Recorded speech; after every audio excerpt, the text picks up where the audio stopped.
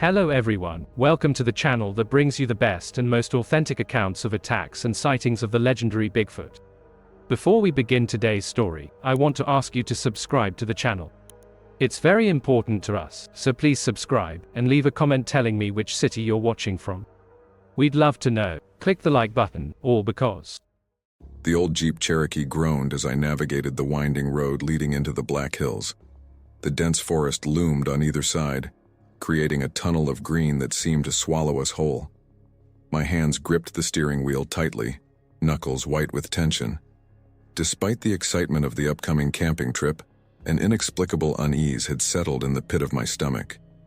"You okay, Laura?" My golden retriever, Buddy, whined from the back seat, sensing my discomfort. I glanced in the rearview mirror, forcing a smile. "Yeah, boy, just a long drive, that's all."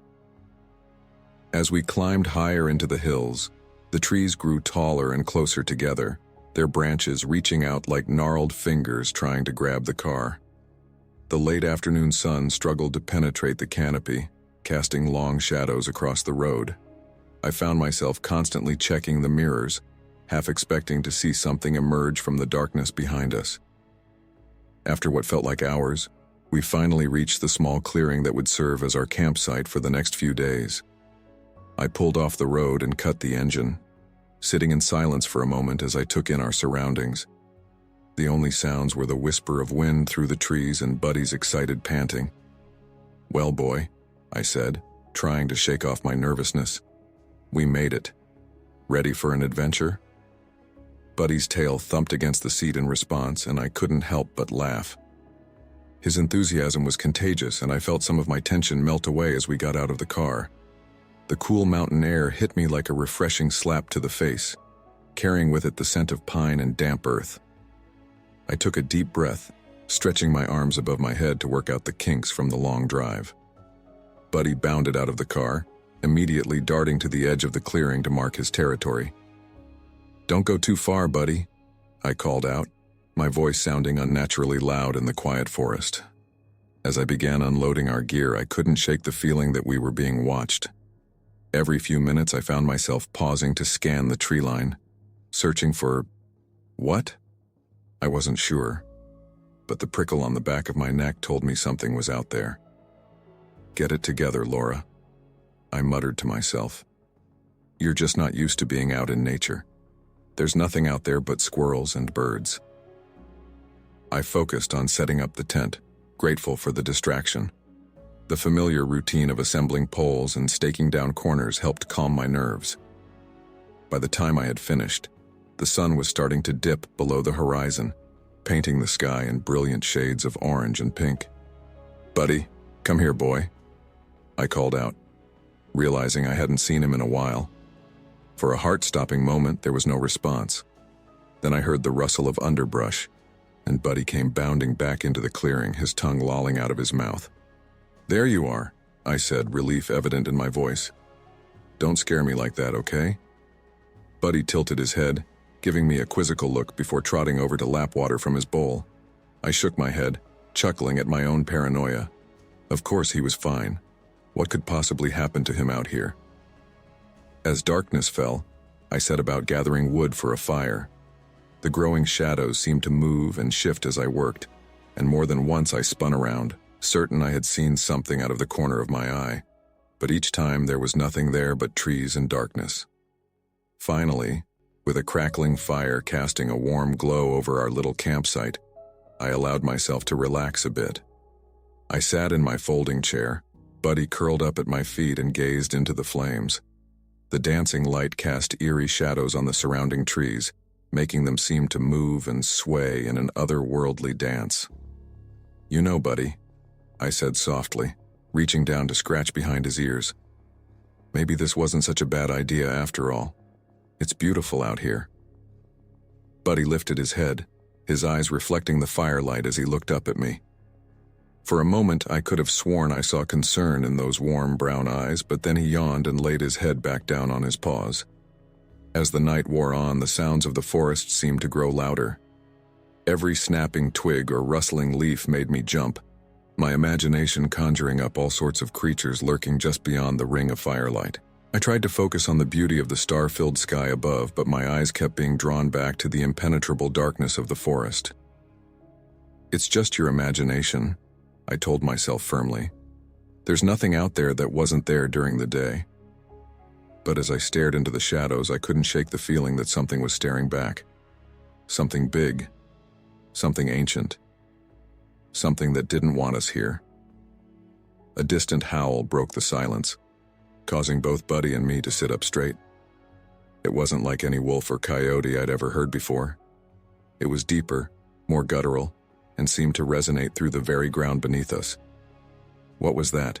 I whispered, my heart pounding in my chest. Buddy whined softly, pressing himself against my legs. I reached down to comfort him, my hand shaking slightly as I stroked his fur. "It's okay, boy. Probably just a weird echo or something. Nothing to worry about." But as I said the words, I knew I didn't believe them.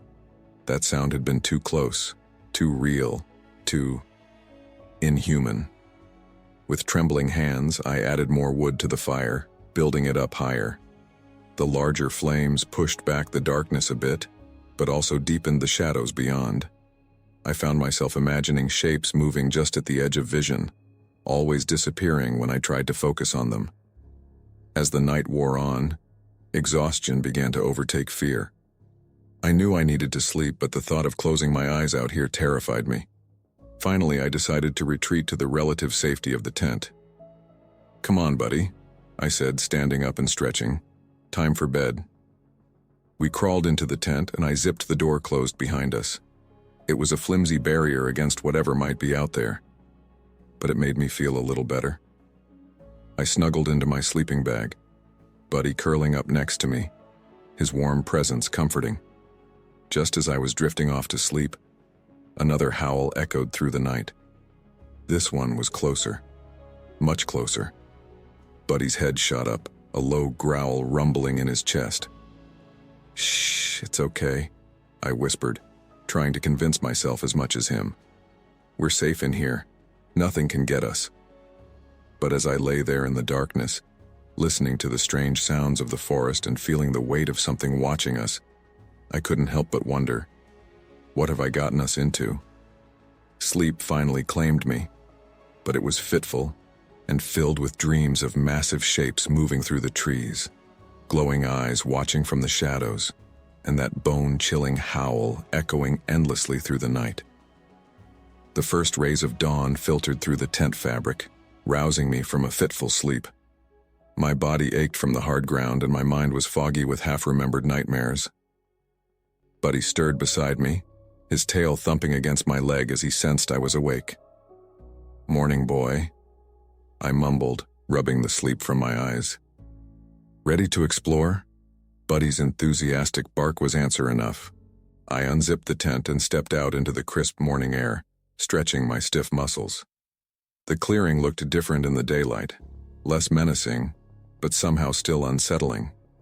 The events of the previous night felt distant, almost silly in the light of day. "Come on, Buddy," I called, grabbing his leash. "Let's go for a walk before breakfast." We set off down a narrow trail leading deeper into the forest. The morning dew clung to the undergrowth, soaking my hiking boots.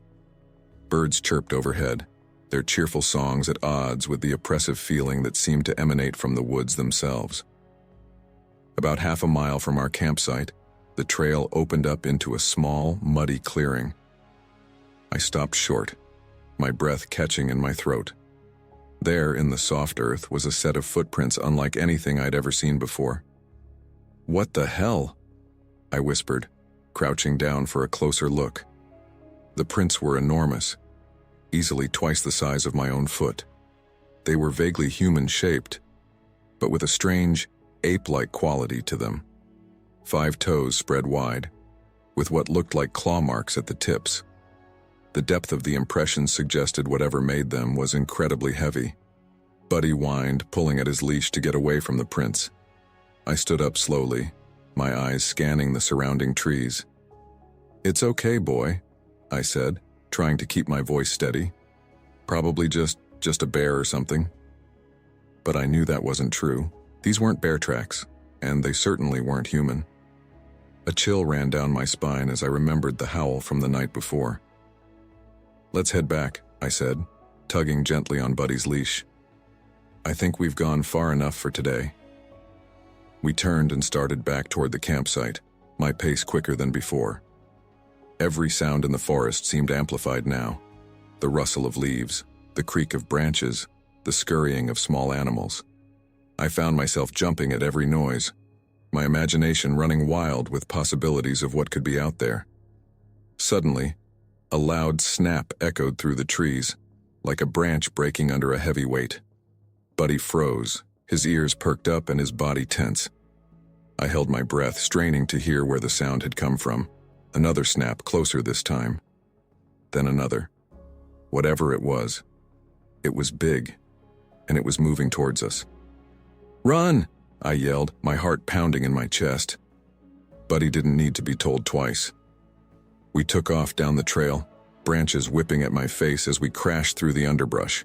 The snapping sounds continued behind us, growing louder and more frequent. I could hear heavy breathing, too deep and ragged to be human. Panic clouded my thoughts as I ran, my only focus on getting back to the relative safety of our campsite. We burst into the clearing, and I immediately fumbled for my car keys. "We're leaving, Buddy," I gasped, struggling to catch my breath. "We're getting out of here right now." But as I approached the Jeep, I noticed something that made my blood run cold. Long, deep scratches ran down the driver's side door, the metal peeled back like it was tin foil. Whatever had done this was incredibly strong, and apparently, it didn't want us to leave. "Oh God," I whispered, my hands shaking as I touched the mangled door. "What is happening?" Buddy's low growl snapped me out of my shock. He was facing the tree line, his fur standing on end and his teeth bared. I followed his gaze but saw nothing but shadows and leaves. "What is it, boy?" I asked, my voice trembling. "What do you see?" As if in answer, a gust of wind carried a scent so foul it made me gag. It was a putrid, musky odor, like rotting meat mixed with wet fur and something else I couldn't identify. The smell was so strong, so alien, that it seemed to have a physical presence of its own. "Jesus," I choked out, covering my nose with my shirt. "What is that smell?" Buddy barked sharply, still focused intently on something in the forest that I couldn't see. The hair on the back of my neck stood up, and I had the distinct feeling that we were being watched. I quickly gathered our essential supplies, shoving them haphazardly into my backpack. "We need to get out of here," I muttered, more to myself than to Buddy. "We'll hike back to the ranger station. It can't be more than a few miles." As I shouldered my pack, a low, rumbling growl emanated from the forest. It was unlike anything I'd ever heard before, not quite animal, not quite human. The sound seemed to vibrate through the air, setting my teeth on edge and sending a wave of primal fear coursing through my body. "Buddy, come," I called, my voice high and tight with fear. We set off down the road, moving as quickly as we could while still staying alert for any signs of danger. The day wore on, the sun climbing higher in the sky, but it brought little comfort. The feeling of being watched never left me. Every so often I'd hear a twig snap or leaves rustle in the distance, always just out of sight. Buddy remained on high alert, his ears constantly swiveling to catch every sound. "It's okay, boy," I said, trying to sound more confident than I felt. "We're almost there, just a little further." But as the shadows began to lengthen and the light took on the golden hue of late afternoon, I realized with growing dread that we should have reached the ranger station by now. Somehow, despite following the road, we seemed to have gotten turned around. "This isn't possible," I muttered, panic rising in my throat. "We can't be lost. We were on the road the whole time." Buddy whined, pressing against my leg. I looked down at him, seeing my own fear reflected in his eyes. "It's okay," I said, kneeling down to hug him. "We'll figure this out. We'll be okay." But as darkness began to fall, bringing with it a chorus of unfamiliar and unsettling sounds, I couldn't shake the feeling that we were anything but okay. Whatever was out there in the forest, whatever had left those footprints and scratched my car, It was still out there. And now, lost in the growing darkness, we were more vulnerable than ever. I found a small clearing off the side of the road and quickly set up our tent. My hands shook as I struggled with the poles, every snapping twig and rustling leaf making me jump. It's just the wind, I told myself. Just animals, normal forest sounds. But as I zipped us into the tent, Buddy curled up tightly against me. I knew I was lying to myself. There was nothing normal about what was happening in these woods. I lay awake for hours, straining my ears for any sign of approach. The forest seemed alive with sounds, creaking branches, rustling leaves, and occasionally, something that sounded disturbingly like heavy footsteps. Just as exhaustion was finally starting to overtake fear, a sound cut through the night that made my blood freeze. It was the same inhuman howl we'd heard the night before, but this time it was much, much closer. Buddy growled low in his throat, his body tense against mine. I held my breath, praying that whatever it was would pass us by. But then I heard it, the unmistakable sound of something large moving through the underbrush, heading straight for our tent. The putrid, musky odor from earlier returned, stronger than ever. The night passed in a haze of terror and exhaustion. Every sound, every shadow seemed to hide some unspeakable threat. By the time the first weak rays of dawn filtered through the tent fabric, I was a wreck, my nerves frayed to the breaking point. "We need to get out of here, Buddy," I whispered, my voice hoarse from lack of sleep. "We'll try to find the ranger station again." Buddy whined softly in response, his usual enthusiasm noticeably absent. As I unzipped the tent, the cool morning air hit me like a slap to the face, momentarily sharpening my senses. The forest was shrouded in a thick mist, turning familiar shapes into looming, indistinct forms. We set off down the road once more, our footsteps muffled by the damp earth. The mist seemed to swallow all sound, creating an eerie, oppressive silence. Even the birds were quiet, as if the entire forest was holding its breath. "It's okay," I muttered, more to myself than to Buddy. "We'll find our way out. We have to." We had been walking for about an hour when I saw it. A flash of movement in my peripheral vision, gone almost before I could register it. But what I had seen made my heart skip a beat. A glimpse of dark, matted fur disappearing behind a massive pine tree. I froze, my eyes locked on the spot where I had seen the movement. "Did you see that, Buddy?" I whispered. Buddy's low growl was answer enough. Whatever it was too large to be a bear, too quick to be a moose. My mind raced, trying to come up with a rational explanation, but finding none. "Hello?" I called out, my voice shaking. "Is someone there?" The forest remained silent, the mist swirling lazily around the trees. I took a hesitant step forward, peering into the gloom. "If someone's there, please. We need help. We're lost." A twig snapped somewhere to my left and I whirled around, my heart pounding. "Who's there?" I demanded, trying to sound braver than I felt. Suddenly, Buddy's growl turned into a series of sharp, panicked barks. I spun back around just in time to see a massive, dark shape moving through the trees, far too quickly for something of its size. "Oh my God," I breathed, stumbling backward. Buddy's barks had turned to whimpers, and he cowered behind my legs, his tail tucked between his legs. My hand fumbled for the flashlight in my pocket, finally managing to pull it out and switch it on. The beam cut through the mist, illuminating the forest in stark relief. I swept it back and forth, searching for whatever had moved through the trees. "There's nothing there," I told myself, trying to steady my breathing. It was just a trick of the light, the mist playing tricks on us. But even as I said it, I knew it wasn't true. Whatever I had seen was real, and it was still out there, watching us. We continued down the road, but now every step felt like a struggle. The mist seemed to thicken, making it hard to see more than a few feet ahead. Shapes loomed out of the gloom, only to resolve into harmless trees or rocks as we got closer. "We're okay," I kept repeating, as much for my own benefit as for Buddy's. "We're going to be fine." A low rumbling sound cut through the silence, making me jump. It was almost like thunder, but there wasn't a cloud in the sky. As I stood there trying to identify the source of the noise, I realized with growing horror that it was coming from all around us. "Buddy, stay close," I whispered, reaching down to grip his collar. The rumbling grew louder, resolving into a sound that was unmistakably a growl, but it was like no animal growl I had ever heard before. It was deeper, more resonant, almost intelligent. I swung my flashlight around wildly, trying to penetrate the mist.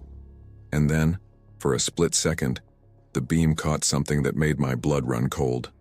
Two eyes, glowing an eerie yellowish green, reflected the light back at me. They were set high above the ground, far higher than any known animal.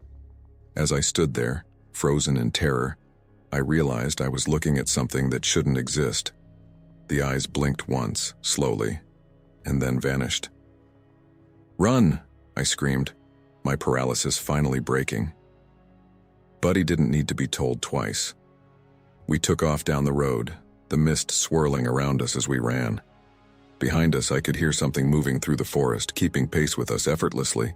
Branches snapped and leaves rustled as it paralleled our course, always just out of sight. My lungs burned as I ran, fear giving me speed I didn't know I possessed. But I knew, with a sickening certainty, that we couldn't outrun this thing. Whatever it was faster, stronger, and knew these woods far better than we did. As we rounded a bend in the road, I saw something that made my heart leap. A small cabin, its windows dark but intact. "There," I gasped, pointing. "We can hide in there." We veered off the road, sprinting towards the cabin. I could hear our pursuer changing course as well, its growl growing louder as it realized we were trying to escape. Just as we reached the cabin's porch, I risked a glance over my shoulder. What I saw nearly stopped my heart. A massive, ape-like silhouette was moving through the mist towards us. It was easily 8 feet tall, with long arms that almost reached the ground. Its body was covered in thick matted fur, and its head was unmistakably not human. "Get inside!" I yelled, fumbling with the cabin's door handle. To my immense relief, it wasn't locked. We tumbled inside and I slammed the door shut behind us, throwing the deadbolt. For a moment, all I could hear was my own ragged breathing and Buddy's whimpers. Then from just outside came a sound that I knew would haunt my nightmares for years to come. It was a roar, but unlike anything I had ever heard before. It was deep and guttural, filled with rage and something else. Intelligence, frustration. Whatever it was a sound that no known animal could make.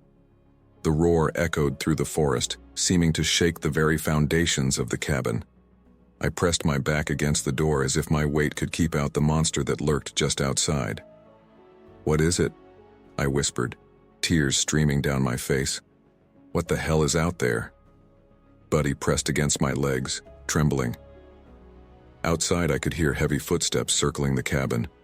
Every few seconds, a low growl would rumble through the air, making the hair on the back of my neck stand on end.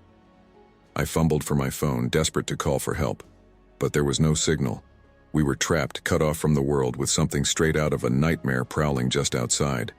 As the creature continued to circle the cabin, occasionally testing the walls with powerful blows that made the whole structure shudder, I realized that our ordeal was far from over. In fact, it was just beginning. The first glimpse of our pursuer had confirmed my worst fears. We were dealing with something unknown, something that shouldn't exist. And now, huddled in a dark cabin in the middle of nowhere, I knew that our chances of surviving this encounter were slim at best.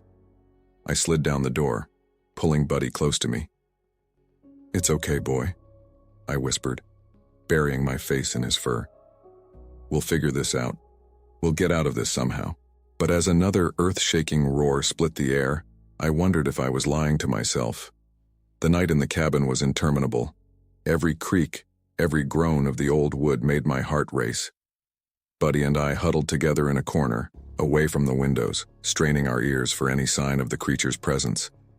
As the first light of dawn began to filter through the dusty windows, I dared to hope that maybe, just maybe, it had given up and moved on. "What do you think, boy?" I whispered to Buddy, my voice hoarse from fear and disuse. "Should we try to make a run for it?" Buddy whined softly, his brown eyes still wide with fear. I took a deep breath, steeling myself for what we had to do. Okay, here's the plan. We'll open the door slowly, check if the coast is clear, and then make a break for the road. If we can just get back to civilization, we'll be safe. I stood up on shaky legs, my muscles protesting after hours of tense immobility. Creeping towards the door, I pressed my ear against it, listening intently. Nothing. No growls, no heavy breathing, no footsteps. Just the normal sounds of the forest awakening. All right, buddy. This is it. Stay close to me, okay? With trembling hands, I unlocked the door and eased it open a crack. The cool morning air rushed in, carrying with it the scent of pine and damp earth. I peered out, my eyes darting from tree to tree, searching for any sign of our nocturnal visitor. The clearing in front of the cabin was empty, the mist from the previous day dissipated. Birds chirped in the distance, a surprisingly normal sound after the terror of the night. I think we're okay, I breathed, opening the door wider. Come on, let's go. We stepped out onto the porch, the old wood creaking under our weight. The forest seemed peaceful, almost beautiful in the early morning light. For a moment, I allowed myself to believe that the events of the past day had been nothing more than a terrible nightmare. That's when I saw it. At the edge of the clearing, half hidden behind a massive pine, was a dark shape. As I watched, frozen in terror, it moved. Slowly, deliberately, it stepped out from behind the tree, revealing itself in the full light of day. It was even more terrifying than I had imagined. Standing at least 8 feet tall, its body was covered in thick, matted fur. Its arms were impossibly long, ending in hands with wickedly curved claws. But it was the face that truly chilled me to my core. It was a twisted parody of a human face, with a pronounced brow ridge and a mouth full of sharp teeth. And its eyes. God, its eyes. They were unmistakably intelligent, filled with a rage and hunger that made my blood run cold. For a moment we stood there, human and beast, locked in a stare down that seemed to stretch for an eternity. Then with a roar that shook the very ground it charged. "Run!" I screamed, my paralysis finally breaking. Buddy and I leapt off the porch, sprinting towards the road. The ground trembled with each step of the creature as it pursued us, its speed terrifying for something of its size. I could hear its labored breathing getting closer, feel the vibrations of its footsteps in my very bones. Panic clouded my thoughts, my only focus on running, on escaping this impossible nightmare. Suddenly, Buddy skidded to a stop, whirling around to face our pursuer. Before I could call him back, he launched himself at the creature, his teeth sinking into its leg. The beast roared in pain and fury, momentarily halted by the unexpected attack. "Buddy, no!" I cried, torn between fleeing and trying to save my loyal companion. With a sickening swipe of its massive hand, the creature sent Buddy flying. He hit a nearby tree with a thud that turned my stomach, then crumpled to the ground, motionless. "Buddy!" I screamed, my voice breaking, but I had no time to check on him. The creature's attention was now fully on me, its eyes blazing with murderous intent. I turned and ran, my lungs burning, my legs feeling like lead. I could hear it behind me, getting closer with each passing second. Its hot, fetid breath washed over me, and I knew with a sickening certainty that I couldn't outrun it. My foot caught on a root, and I went down hard, the ground rushing up to meet me. I scrambled to get up, to keep running, but a weight crashed down on top of me, pinning me to the forest floor. I could feel its claws tearing into my backpack, ripping through the fabric like it was tissue paper. By some miracle, they missed my flesh, but I knew it was only a matter of time before they found their mark. "Help!" I screamed, knowing it was futile but unable to stop myself. "Somebody, please help me!" The creature's roar drowned out my cries, its massive form looming over me. I could see every detail of its terrifying face, smell its rank, musky odor. This was it, I thought. This is how I die. But then, just as I had given up hope, a gunshot rang out through the forest. The creature reared back, more in surprise than pain, its grip on me loosening. "Get away from her, you son of a bitch!" a gruff voice shouted. I rolled away, gasping for air, and looked up to see an old man standing at the edge of the clearing, a shotgun in his hands. He fired again, the buckshot peppering the creature's hide. With a roar of fury and pain, the beast turned and lumbered off into the forest, disappearing among the trees with surprising speed for something of its size. The old man rushed over to me, his weathered face creased with concern. "Are you all right, miss?" he asked, helping me to my feet. I nodded mutely, still in shock from the attack and the last-minute rescue. Then I remembered. "Buddy," I gasped, turning towards where my dog had fallen. To my immense relief, I saw Buddy struggling to his feet, shaking his head as if to clear it. He limped towards us, favoring his left side, but very much alive. "Your dog's a brave one," the old man said, patting Buddy gently. "Saved your life, I reckon." I knelt down, hugging Buddy close, tears of relief streaming down my face. What was that thing?" I finally managed to ask, looking up at our rescuer. The old man's face grew grim. "Something that shouldn't exist," he said quietly. "Something that's been haunting these woods for longer than I've been alive." He helped me up, keeping his shotgun at the ready as he scanned the tree line. "Come on," he said. "It'll be back. We need to get somewhere safe, and then we need to talk. There's a lot you need to know about what's really going on in these hills." As we made our way back to the old man's cabin, I couldn't shake the feeling that this was far from over. The attack may have been thwarted, but I knew deep in my bones that the creature would return. And next time, we might not be so lucky. The forest seemed to close in around us as we walked, and I could have sworn I heard a low, rumbling growl in the distance. The old man's cabin loomed before us, a weathered sentinel in the gathering dusk. As we approached, I couldn't shake the feeling of being watched, the weight of unseen eyes pressing down on me from the surrounding forest. Buddy limped beside me, his usual exuberance replaced by a wary vigilance that mirrored my own. "Name's Frank," the old man grunted as he ushered us inside, his shotgun never wavering from its aim at the tree line. "Been living in these parts for nigh on 60 years, seen things that'd turn your hair white." The cabin was cluttered but cozy, filled with the detritus of a long life lived on the fringes of civilization. Frank bolted the door behind us, then set about lighting oil lamps that cast flickering shadows across the rough-hewn walls. "Sit," he commanded, gesturing to a worn armchair. "You look like you're about to fall over." I sank gratefully into the chair, my legs finally giving out as the adrenaline began to fade. Buddy curled up at my feet, his eyes never leaving the door.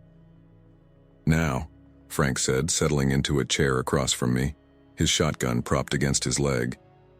"I reckon you've got questions. But first, I need to know what you saw out there." I took a deep breath, trying to organize my thoughts. It was like nothing I've ever seen before. Huge, covered in fur, but not quite animal.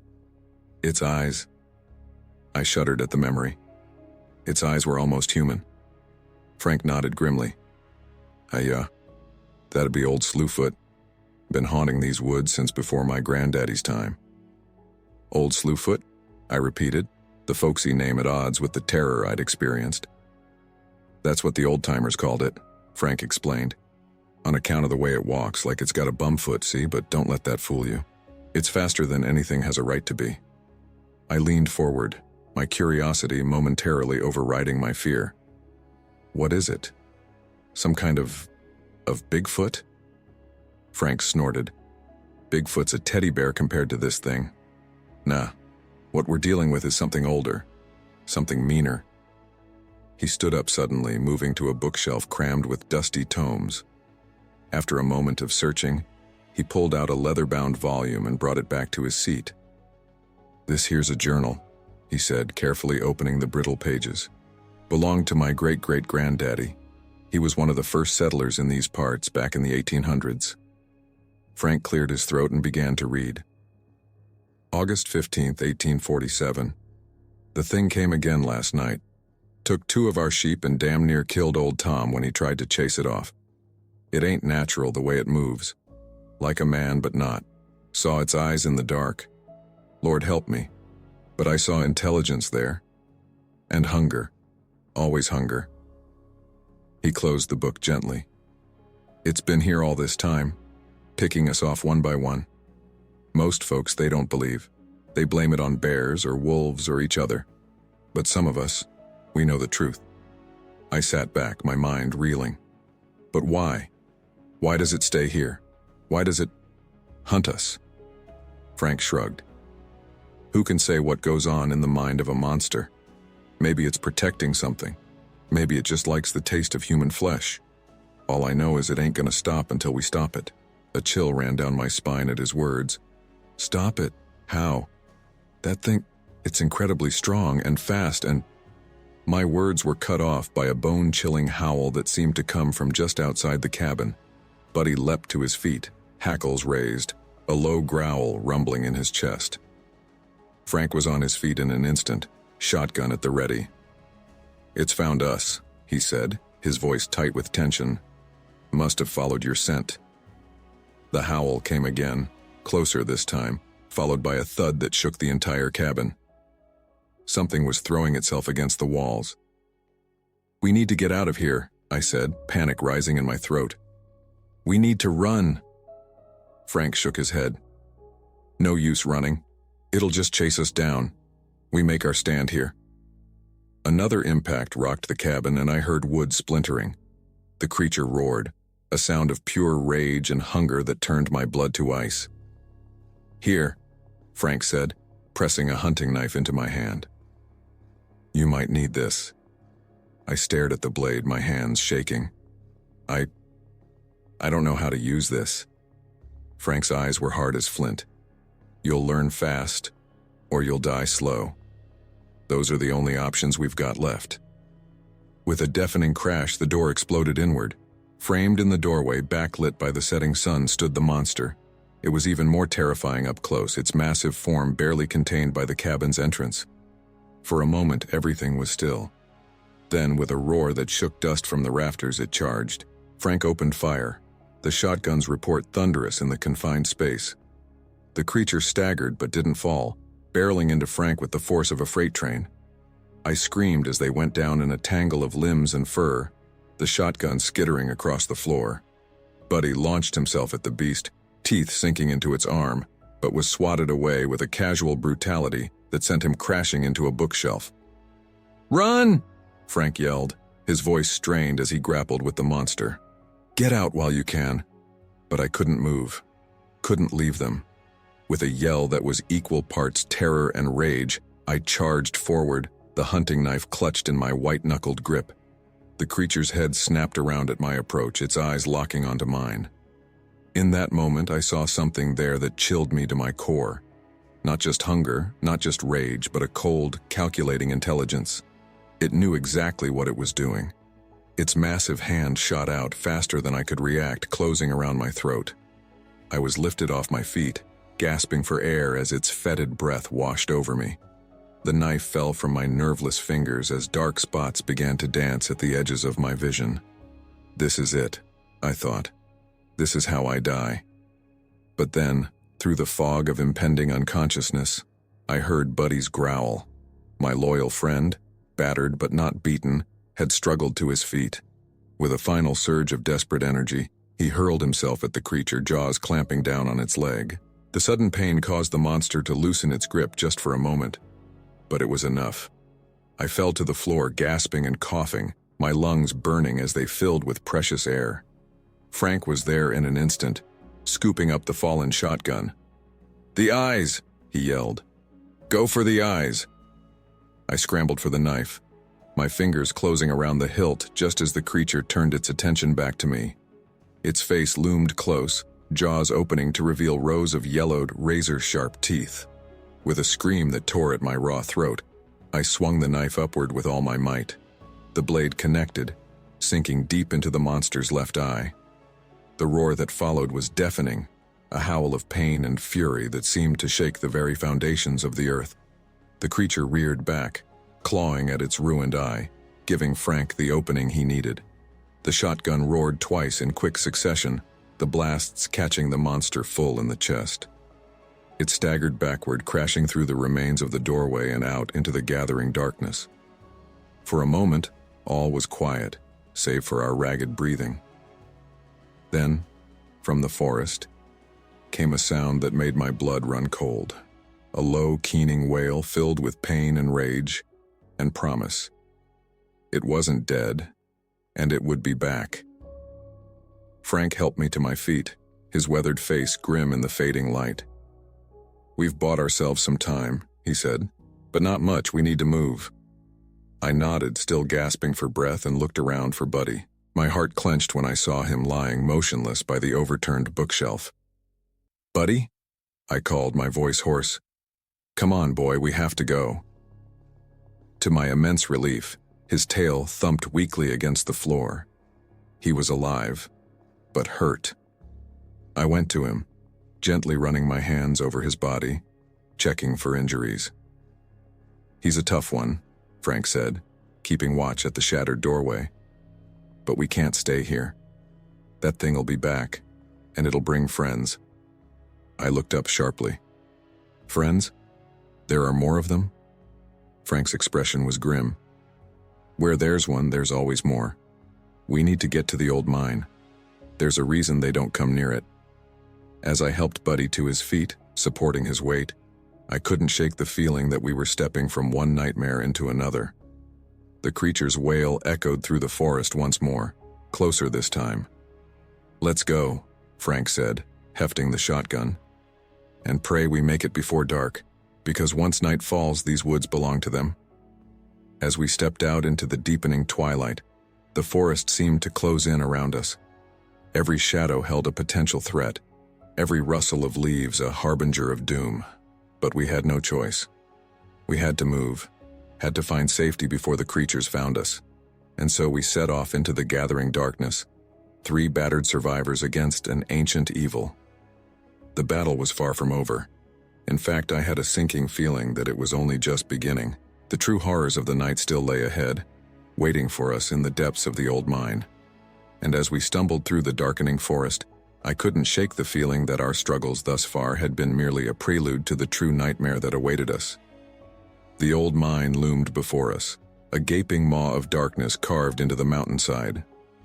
The rusted remnants of mining equipment scattered around the entrance stood as silent sentinels, bearing witness to the passage of time and the encroachment of nature. As we approached, I couldn't shake the feeling that we were walking into the belly of the beast. Frank led the way, his shotgun at the ready, eyes constantly scanning our surroundings. Buddy limped beside me, his usual exuberance replaced by a wary vigilance that mirrored my own. The forest had grown unnaturally quiet, as if holding its breath in anticipation of what was to come. "Why here?" I whispered, my voice sounding too loud in the eerie silence. "What's so special about this mine?" Frank's face was grim in the fading light. "Legend has it there's something in these tunnels that keeps the creatures at bay. Some kind of, I don't know, energy or something. All I know is they won't come near this place." As we stepped into the yawning entrance, the temperature dropped noticeably. The beam of Frank's flashlight cut through the gloom, revealing rusted tracks and rotting support beams. The air was thick with the musty smell of decay and something else, something I couldn't quite place. "Stay close," Frank muttered. "These tunnels are like a maze. Easy to get lost if you don't know the way." We moved deeper into the mine, our footsteps echoing off the damp walls. Every shadow seemed to move, every sound amplified in the confined space. My nerves were stretched to the breaking point, every fiber of my being screaming at me to turn and run back into the open air. Suddenly, a distant roar echoed through the tunnels, causing us all to freeze in our tracks. Buddy whined softly, pressing against my legs. "They're coming," Frank said, his voice tight with tension. "We need to move faster." We picked up our pace, half jogging through the twisting passages. The sounds of pursuit grew louder, the creatures' roars mixing with the crash of falling rocks and splintering wood. They were tearing the mine apart in their frenzy to reach us. "Here," Frank called, pointing to a narrow side tunnel. This leads to the deep chambers. If we can make it there, we might have a chance. As we turned into the tunnel, a deafening crash echoed from behind us. I risked a glance back and immediately wished I hadn't. The main tunnel was collapsing, dust and debris billowing towards us like a tidal wave. "Run!" Frank yelled, giving me a push. "Don't look back, just run!" I sprinted down the narrow passage, my lungs burning with each breath. The sound of falling rocks was deafening, growing closer with each passing second. Buddy ran ahead, his survival instinct overriding his injuries. Just as I thought the tunnel would collapse on top of us, we burst into a large chamber. Ancient mining equipment loomed in the shadows, creating grotesque silhouettes in the beam of Frank's flashlight. "Quick, help me with this," Frank shouted, moving towards a massive piece of machinery. Together, we pushed against it, the rusted metal groaning in protest as it slowly moved across the tunnel entrance. No sooner had we sealed the passage than something slammed into the other side with tremendous force. The impact reverberated through the chamber, causing small rocks to rain down from the ceiling. "That won't hold them for long," Frank panted, wiping sweat from his brow. "We need to keep moving." But as we turned to survey the chamber, my heart sank. There was no other exit. We were trapped. "No," I whispered, panic rising in my throat. No, there has to be another way out." Frank's face was grim in the flickering light. "There isn't. This is as deep as the mine goes." Another impact shook the chamber, larger this time. Dust and small rocks rained down from the ceiling. The creatures were trying to break through. "So this is it?" I asked, my voice cracking. "We came all this way just to die in a hole in the ground?" Frank's eyes hardened. "We're not dead yet, and I'll be damned if I'm going out without a fight." He handed me the shotgun, then began rummaging through the old equipment. "There has to be something here we can use. Dynamite, blasting caps, anything." I stood there, the weight of the shotgun unfamiliar in my hands, as Frank searched frantically. Buddy whined softly, pressing against my legs. I reached down to scratch his ears, trying to draw comfort from his presence. The pounding at the entrance grew more intense. I could hear the screech of tearing metal as the makeshift barricade began to give way. We were out of time. "Frank," I called, my voice trembling. "Frank, they're coming through." He turned back to me, his face pale in the dim light. "I can't find anything. We'll have to make our stand here." As he spoke, a massive clawed hand punched through the barricade, grasping at the air. The stench of the creatures filled the chamber, a nauseating mix of wet fur and rotting meat. "Get back," Frank yelled, pulling me away from the entrance. "When they break through, aim for the eyes. It's our only chance." The barricade exploded inward in a shower of twisted metal and stone. Framed in the entrance, backlit by some unseen light, stood the creature. It was even more terrifying up close, its massive form barely contained by the tunnel. For a moment, everything was still. Then, with a roar that shook dust from the ceiling, it charged. I raised the shotgun, my hands shaking so badly I could barely aim. The creature's eyes locked onto mine, filled with a hunger that chilled me to my core. I pulled the trigger. The blast caught the monster full in the face, causing it to rear back with a howl of pain and fury. But it didn't go down. If anything, the attack only seemed to enrage it further. "Again," Frank shouted.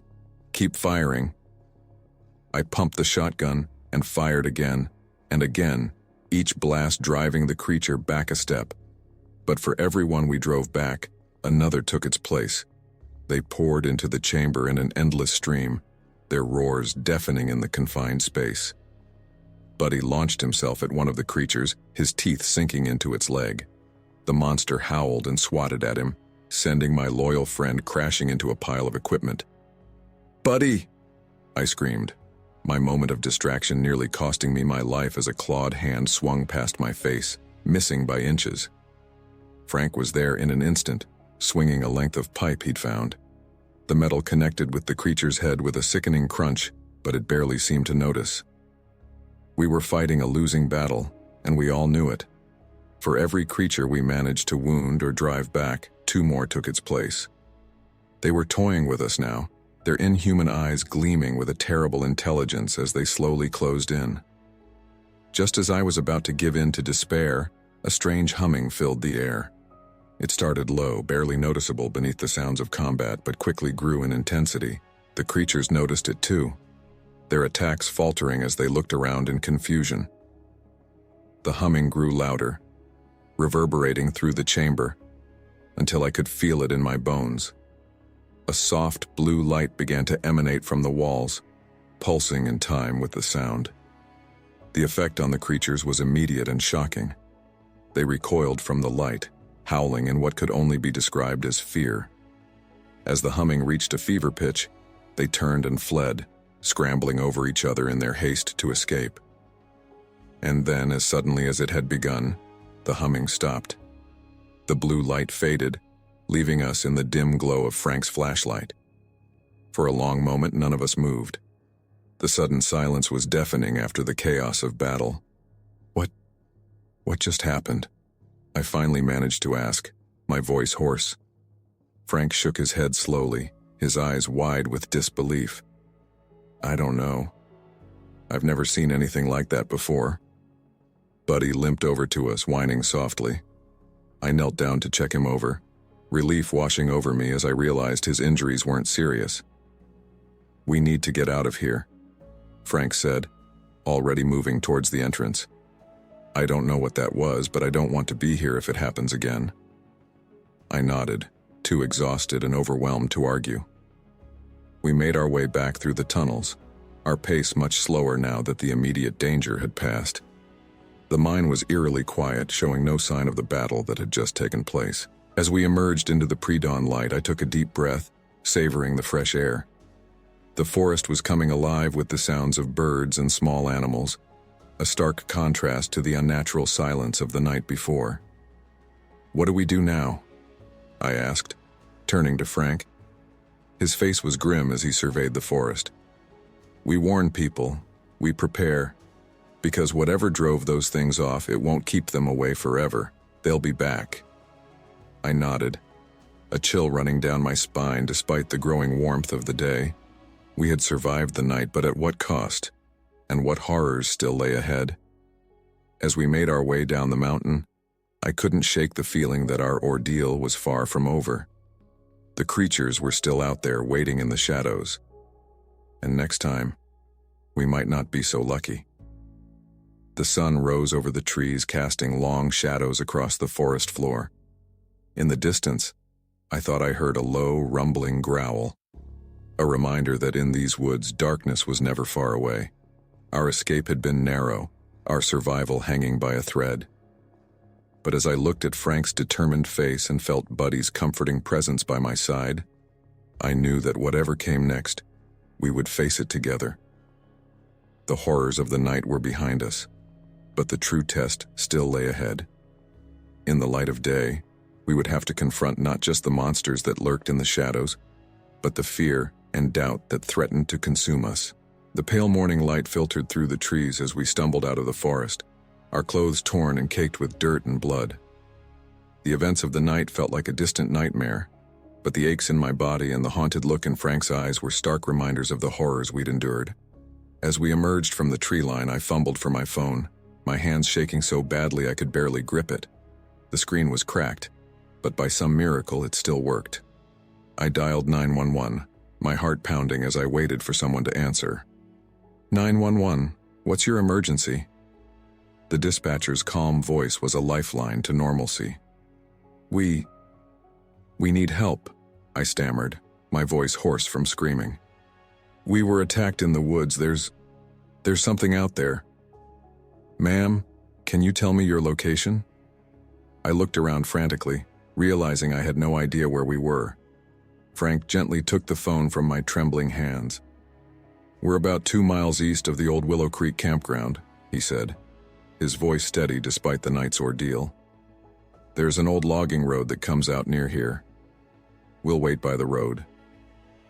As Frank gave more details to the dispatcher, I sank to the ground, the adrenaline that had kept me going finally wearing off.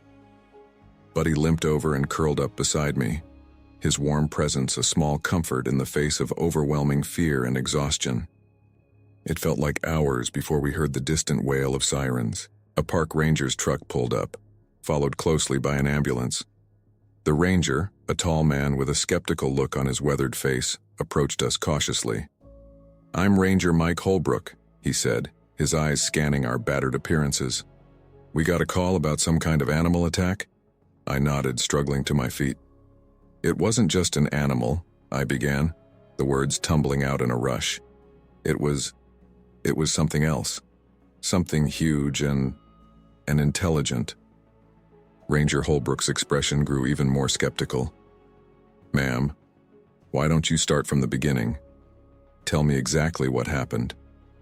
As I recounted our harrowing experience, from the first sighting to our desperate flight through the mine, I could see the disbelief growing in the ranger's eyes. When I finished, he turned to Frank. "Mr. Garrison, isn't it?" he said. "You're a local. You want to tell me what really happened here?" Frank's face hardened. "Everything she said is true, Mike. I know it sounds crazy, but I saw it with my own eyes. Those things, they're real, and they're dangerous." Ranger Holbrook sighed, rubbing his temples. "Look, I've known you a long time, Frank. You're not one for tall tales, but what you're describing, it's just not possible." "Possible or not, it happened," Frank growled. "And if we don't do something, it's going to happen again." While they argued, paramedics had begun checking us over. One of them, a young woman with kind eyes, gently examined the deep gashes on my arms. "These look like they need stitches," she said softly. "We should get you to the hospital." I nodded numbly, wincing as she cleaned the wounds. The pain was a dull throb compared to the ache in my chest as I watched Ranger Holbrook's continued skepticism. "We'll need to check out your campsite," he was saying. "If there was an animal attack, we need to know what we're dealing with." "It wasn't an animal," I shouted, my frustration boiling over. "How many times do we have to tell you? It was something else." Ranger Holbrook held up his hands in a placating gesture. "Ma'am, I understand you've been through a traumatic experience, but let's not jump to conclusions. We'll investigate and get to the bottom of this." As they prepared to take us to the hospital, I suddenly remembered our campsite. "Wait," I cried. "Our stuff. We left everything behind when we ran." Ranger Holbrook nodded. "We'll send a team to collect your belongings. Can you give me the exact location?" I described where we had set up camp, my heart sinking as I realized how much we had left behind in our panic. Our tent, our supplies, and everything was still out there. The ride to the hospital was a blur. I sat in the back of the ambulance, Buddy at my feet. I had refused to leave him behind, as the paramedic tended to my wounds. Frank rode with Ranger Holbrook, no doubt trying to convince him of the danger lurking in the woods. At the hospital, we were separated. A doctor, a middle-aged man with graying hair and a perpetual frown, examined my injuries. "These are some nasty lacerations," he muttered, probing the gashes on my arms. "How did you say this happened again?" I took a deep breath, steeling myself for another round of disbelief. "We were attacked in the woods," I began. By something big. Not a bear, not a wolf. Something else." The doctor's frown deepened. "I see," he said, his tone making it clear he didn't believe a word. "Well, whatever caused these, they're going to need quite a few stitches. I'm also concerned about potential infection. We'll start you on a course of antibiotics." As he worked on my arms, a police officer entered the room. He introduced himself as Deputy Collins and asked if I felt up to answering some questions. "I've already told Ranger Holbrook everything," I said, fatigue evident in my voice. "I understand," Deputy Collins said, his tone gentle but firm. "But I need to hear it directly from you. Can you walk me through what happened step by step?" And so, for what felt like the 100th time, I recounted our terrifying ordeal. The initial sighting, the attack on our campsite, our desperate flight through the woods, the standoff in Frank's cabin, and finally, the harrowing battle in the old mine. As I spoke, I could see the doubt creeping into Deputy Collins's eyes. By the time I finished, his expression was a mixture of pity and skepticism. "Miss," he said carefully, "I want you to know that we're taking this very seriously. But you have to understand how this sounds. What you're describing, it's not something we've ever encountered before." "I know how it sounds," I said, my voice cracking. "But I'm telling you the truth. Frank saw it too. And Buddy fought them." At the mention of Buddy, Deputy Collins' expression softened slightly. "Your dog? Where is he now?" "They took him to the vet's office attached to the hospital," I said. "He was hurt in the attack." Deputy Collins nodded. "I'll check on him for you. In the meantime, try to get some rest. We'll need to take a formal statement once you're feeling better." As he left, I sank back onto the hospital bed, exhaustion washing over me. The doctor had finished stitching my wounds and was writing something on my chart. "You should try to sleep," he said, not unkindly. "Your body needs rest to heal." But sleep was the last thing on my mind. Every time I closed my eyes, I saw those creatures, their inhuman eyes gleaming with malevolent intelligence. I heard their bone-chilling howls and felt the terror of being hunted. Hours passed in a haze of fitful dozing and startled awakenings. Nurses came and went, checking my vitals and administering medication. I asked about Frank, about Buddy, but received only vague assurances that they were being taken care of. As evening approached, Ranger Holbrook returned. His expression was grim as he entered my room. "Miss," he said, his voice careful, "we've been to your campsite." I sat up, hope flaring in my chest. "And? Did you see any sign of them? Any tracks or—" He held up a hand, cutting me off. "We found your campsite. It was disturbed, but there's no evidence of any large predator. No tracks, no fur, nothing that would indicate the kind of creature you described." My heart sank. But the damage to the tent? The claw marks? Ranger Holbrook sighed. "There was some damage, yes, but nothing that couldn't have been caused by a bear or a large cat. We did find this, though." He held out a small, battered object. With a jolt, I recognized Buddy's collar. "Oh God," I whispered, taking the collar with trembling hands. "Buddy, is he—" "Your dog is fine," Ranger Holbrook assured me quickly. "He's at the vet's office, being treated for some minor injuries. But miss, this collar was found several hundred yards from your campsite. Can you explain how it got there?" I shook my head, tears welling up in my eyes. He must have lost it when we were running, when those things were chasing us." Ranger Holbrook's expression was a mixture of frustration and pity. "Miss, I know you believe what you're saying, but all the evidence points to a simple animal attack. Probably a bear, given the level of damage. You were lucky to escape." "It wasn't a bear," I shouted, my frustration boiling over. "How many times do I have to tell you? It was something else. Something not natural." The ranger held up his hands in a placating gesture. "I understand you've been through a traumatic experience, but making up stories about monsters isn't going to help anyone. In fact, it could be dangerous if it prevents us from tracking down the real threat." I fell back against the pillows, tears streaming down my face. "You don't believe me," I whispered. "None of you believe me." Ranger Holbrook's voice softened slightly. "We believe that you went through something frightening. But the explanation? It just doesn't add up. I'm sorry." As he left, I curled up on my side, clutching Buddy's collar to my chest. The reality of my situation crashed down on me like a physical weight. No one believed us. No one would be prepared for what was out there. A soft knock at the door roused me from my despair. I looked up to see Frank standing there, his face haggard but his eyes blazing with determination. "They don't believe us," I said, my voice hollow. Frank nodded grimly. "I know, but that doesn't change what happened. It doesn't change what's out there." He came to sit beside my bed, his weathered hands clasping mine. "Listen to me," he said, his voice low and urgent. "We know the truth. We saw those things with our own eyes, And if the authorities won't do anything about it, then it's up to us. I looked at him, a spark of hope kindling in my chest. What can we do? They think we're crazy. Frank's eyes hardened. We prepare, we gather evidence, and we make damn sure that the next time those creatures come out of the woods, we're ready for them. As I listened to Frank's words, I felt a steely resolve begin to form within me. The authorities might not believe us, but we knew the truth, and we had a responsibility to protect others from the horrors we'd experienced. Okay, I said, sitting up straighter. Where do we start?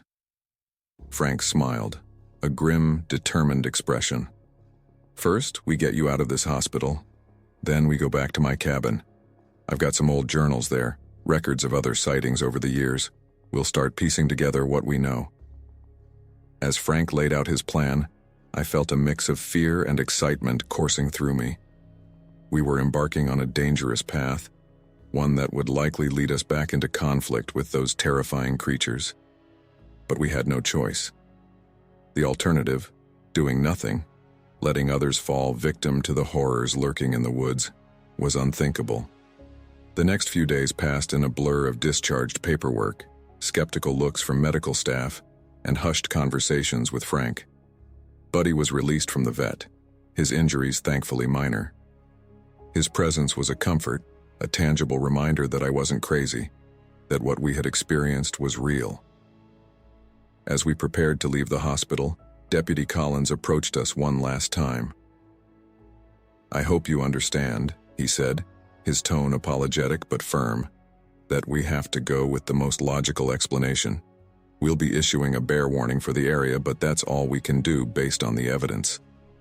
I nodded, no longer having the energy to argue. Frank, however, fixed the deputy with a steely gaze.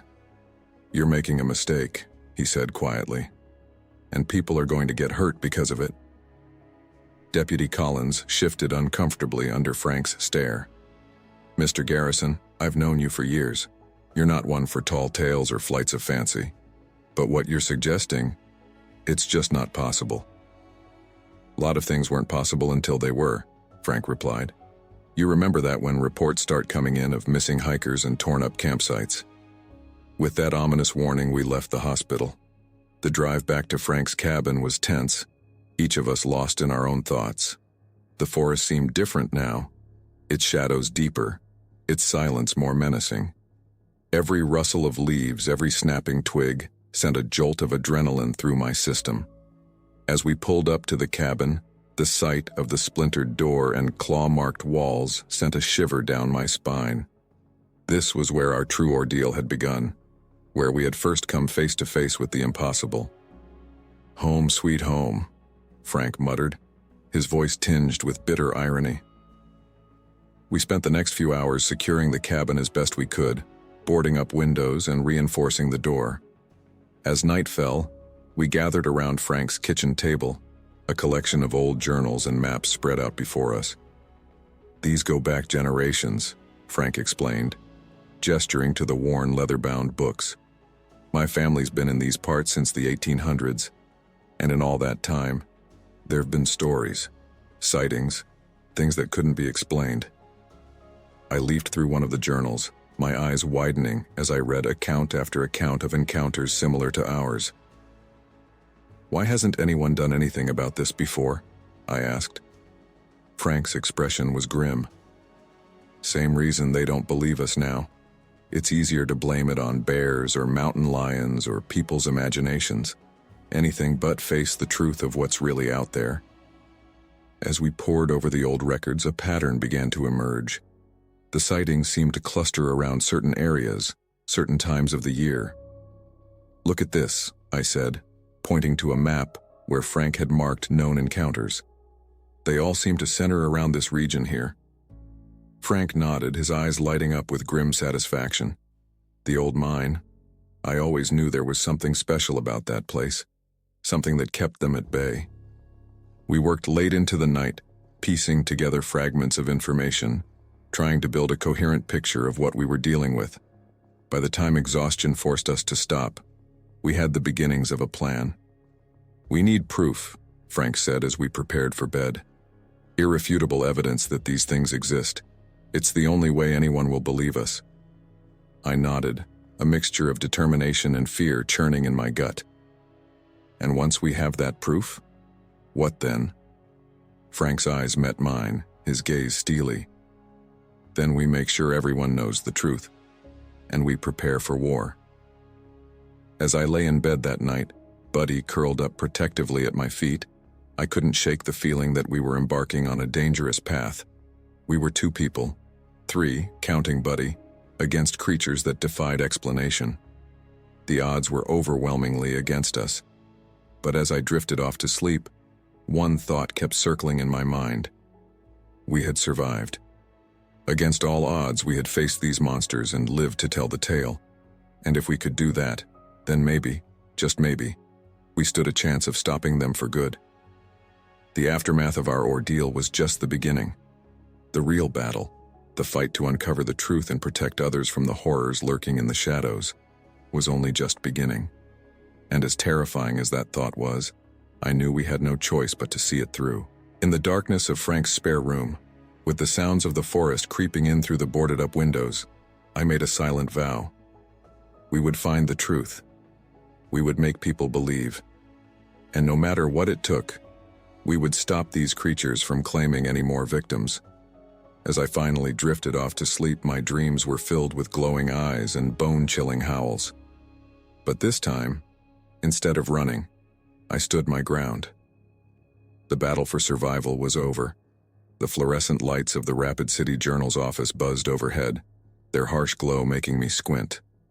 I sat across from a young reporter, her perfectly manicured nails tapping away at her laptop as she regarded me with thinly veiled skepticism.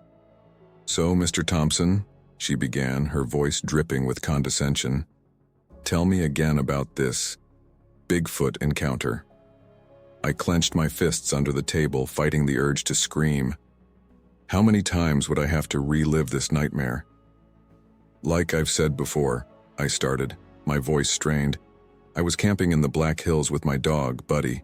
We were attacked by a massive, ape-like creature. It was at least 8 feet tall, covered in dark matted fur. It killed my dog and nearly killed me." The reporter, Sarah Mitchell, according to her press badge, raised an eyebrow. "And you're sure it wasn't a bear? The Black Hills are known for their black bear population." I leaned forward, my eyes locked on hers. "I know what a bear looks like, Ms. Mitchell. This was no bear. It walked on 2 legs, had a face almost human-like in its features, and let out a roar that no bear could produce." Sarah's lips curled into a smirk. "Mr. Thompson, you have to understand how this sounds. BigFoot, in South Dakota? It's a bit far-fetched, don't you think?" My patience snapped. I rolled up my sleeves, revealing the deep, angry red gashes that ran from my wrists to my elbows. "Does this look far-fetched to you? Do you think a bear did this?" Sarah's eyes widened slightly, but she quickly composed herself. "I'm not denying you were attacked by something, Mr. Thompson, but jumping to the conclusion that it was Bigfoot seems a bit extreme. Have you considered that the trauma of the attack might have affected your perception of events?" I slumped back in my chair, deflated. It was useless. No one would ever believe me. "We're done here," I muttered, standing up abruptly. "Print whatever you want. It doesn't matter anymore." As I stormed out of the office, I could hear Sarah calling after me, but I didn't look back. I couldn't bear to see another face filled with pity and disbelief. Outside, the streets of Rapid City bustled with afternoon activity. People walked by, laughing and chatting, oblivious to the horrors that lurked in the nearby forests. How could they all be so blind? I made my way to my beaten-up Ford pickup, the same one that had carried me and Buddy to our ill-fated camping trip just a week ago. As I climbed in, my phone buzzed. It was a text from my sister, Lisa. "How did the interview go? Call me." I sighed, tossing the phone onto the passenger seat. I couldn't face another concerned relative right now. Instead, I started the engine and began the drive back to my apartment. As I navigated the familiar streets, my mind wandered back to that terrible night. The memory of Buddy's final yelp of pain echoed in my ears, mixing with the roar of the beast that had destroyed everything. I gripped the steering wheel tighter, my knuckles turning white. Back at my small one-bedroom apartment, I collapsed onto the couch, emotionally drained. The place felt empty without Buddy's excited greetings and the click-clack of his nails on the hardwood floor. I reached for the remote, desperate for any distraction from my thoughts. As I flipped through channels, a breaking news banner caught my eye. Local man claims Bigfoot attack in Black Hills. Hoax or horror? My heart sank as I saw my own face on the screen, a still image from the interview I had just left. Sarah Mitchell's voice came through the speakers, her tone professional but tinged with amusement. Local resident Jack Thompson claims to have encountered the legendary Bigfoot while camping in the Black Hills last week. Thompson alleges that the creature attacked him and killed his dog, though local authorities have found no evidence to support these claims. Experts suggest that the attack, if real, was likely perpetrated by a black bear, a common sight in the area. The report cut to an interview with a wildlife biologist, Dr. Ethan Reeves. While Mr. Thompson's account is certainly dramatic, there's simply no scientific evidence to support the existence of Bigfoot, especially not in South Dakota. Dr. Reeves explained, his tone patient as if speaking to a child.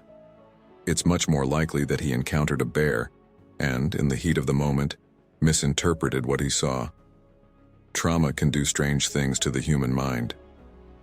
I turned off the TV, my hands shaking with a mixture of anger and frustration. How could they all be so dismissive? I knew what I saw. I lived it, felt its breath on my skin, smelled its musky odor. It was real, and it was still out there. My phone buzzed again, this time with a call from Lisa. Reluctantly, I answered. Jack?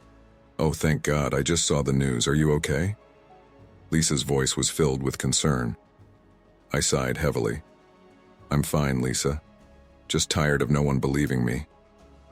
Jack, you have to understand how this looks, Lisa said gently. Bigfoot, it's hard to swallow. Have you considered talking to someone about this? Maybe a therapist? I don't need a therapist, I snapped. I need people to believe me, to take this seriously before someone else gets hurt, or worse. There was a long pause on the other end of the line. When Lisa spoke again, her voice was cautious. Jack, we're all worried about you. Mom and Dad think you should come stay with them for a while, just until you process everything. I felt a surge of betrayal. Even my own family thought I was losing it. I'm not crazy, Lisa. I know what I saw, what I experienced. I don't need to process anything. I need to find proof. Jack, please. I hung up, cutting off her plea. I couldn't bear to hear anymore. I tossed the phone aside and buried my face in my hands, fighting back tears of frustration. As the sun began to set, casting long shadows across my living room, a new determination settled over me. If no one would believe me, I'd have to find the proof myself. I couldn't let this creature roam free, potentially hurting others as it had hurt me and Buddy. I spent the next few hours scouring the internet for any information I could find on Bigfoot sightings in South Dakota. Most of what I found was clearly fake, blurry photos that could have been anything, sensationalized stories with no credible sources. But then I stumbled upon a forum dedicated to Bigfoot encounters in the Midwest. A post caught my eye, dated just a few months ago. Encountered something strange in the Black Hills. Too big for a bear, walked on two legs. Anyone else seen anything like this?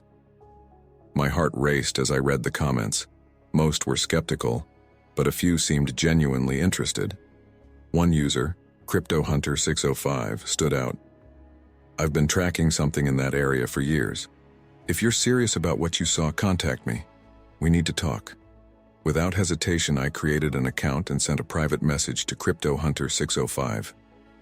As I waited for a response, I couldn't help but feel a glimmer of hope. Maybe I wasn't alone in this after all.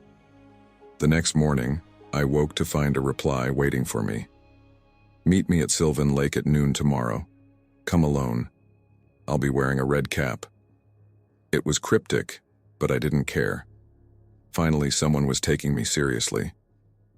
I spent the rest of the day in a state of nervous anticipation, barely able to focus on anything else. When noon the next day finally arrived, I found myself standing at the edge of Sylvan Lake, scanning the scattered visitors for anyone wearing a red cap. The beauty of the lake, normally so calming, now felt ominous. Every rustle in the surrounding forest made me jump. "You Thompson?" a gruff voice behind me asked. I spun around to find myself face to face with a man in his 60s, weathered and lean, wearing a faded red baseball cap. His eyes, sharp and alert, studied me intently. "Yeah, that's me," I replied, extending my hand. "You must be Crypto Hunter 605. He ignored my outstretched hand, instead gesturing for me to follow him. "Let's walk. Too many ears around here." As we made our way along the lakeshore, the man, who introduced himself simply as Frank, began to speak in low, measured tones. "I've been tracking something in these hills for nigh on 20 years now," he said, his eyes constantly scanning our surroundings. "Something that ain't supposed to exist. Something that most folks ain't ready to believe in." I felt a surge of validation. "You've seen it too, haven't you? The Bigfoot?" Frank's eyes snapped to mine, narrowing slightly. "I prefer the term Sasquatch. Less sensational. But yeah, I've seen it. More than once. And from what I read in your message, you've had a closer encounter than most." I nodded, rolling up my sleeves to show him my scars. Frank examined them closely, his expression grim. "Yep, that's consistent with what I've seen before. You're lucky to be alive, kid." "My dog, buddy, he wasn't so lucky," I said, my voice cracking slightly. Frank placed a hand on my shoulder, his touch surprisingly gentle. "I'm sorry about your dog. These creatures, they ain't evil, not in the way we think of it. They're animals, territorial and strong, but that don't make them any less dangerous." We walked in silence for a few moments, the only sound the gentle lapping of the lake against the shore and the distant chatter of other visitors. "So what do we do now?" I asked finally. "How do we prove they exist?" Frank chuckled, but there was no humor in it. "Prove? Kid, I've been trying to prove it for 2 decades. You think if I had solid proof I'd be meeting strangers in parks? Nah, the trick ain't proving it to the world. It's staying alive while you look for answers." My heart sank. "So what? We just give up? Let these things roam free, hurting people and pets?" Frank's expression hardened. "I didn't say that. We keep looking, keep tracking. But we gotta be smart about it. These creatures, they're smarter than you'd think, and they've managed to stay hidden for a long time for a reason." As we continued our walk, Frank shared some of his experiences over the years. Close encounters, inexplicable tracks, and eerie sounds in the night. With each story, I felt less alone, but also more frightened. The creature I had encountered wasn't a one-off. It was part of something larger, something that had been hiding in plain sight for years. "Listen, kid," Frank said as we circled back to our starting point. "I'm heading back into the hills next week. I've got a lead on a possible nesting site. If you're serious about this, if you really want answers, you're welcome to join me. But I warn you, it ain't gonna be a picnic. And if we do find something, it could be dangerous." I didn't hesitate. "I'm in. I need to know the truth. I need closure." Frank nodded solemnly. "All right then. Meet me here next Monday at dawn. Bring camping gear, food for a week, and anything you might need to defend yourself. And kid? Yeah? Don't tell anyone where you're going. The fewer people who know, the better." As I watched Frank walk away, I felt a mixture of excitement and dread. I was finally going to get answers, but at what cost? The week leading up to the expedition was a blur of preparation and anticipation. I told my family and work that I was taking a solo camping trip to clear my head, carefully avoiding any mention of Bigfoot or Frank. I spent my evenings researching Bigfoot lore and survival skills, determined to be as prepared as possible.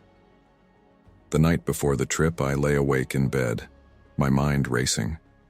Part of me was terrified of encountering the creature again, of reliving the horror of that night. But another part, a part that had been growing stronger with each passing day, was eager for the confrontation. I needed, to face this thing again, to understand it, to prove to myself and the world that I wasn't crazy. As the first light of dawn broke through my curtains, I was already up and double-checking my gear. The weight of my backpack was reassuring, filled with supplies and equipment. At the last moment, I hesitated, then grabbed Buddy's collar from my bedside table and slipped it into my pocket. For luck, I told myself. The drive to Sylvan Lake was quiet, the roads nearly empty in the early morning hours. As I pulled into the parking lot, I saw Frank's battered Jeep already there, the man himself leaning against it, smoking a cigarette. "Right on time," he grunted as I approached. "You ready for this, kid?" I nodded, trying to project more confidence than I felt. "As ready as I'll ever be." Frank stubbed out his cigarette and tossed his gear into the back of the Jeep. "All right then, let's go find ourselves a Sasquatch."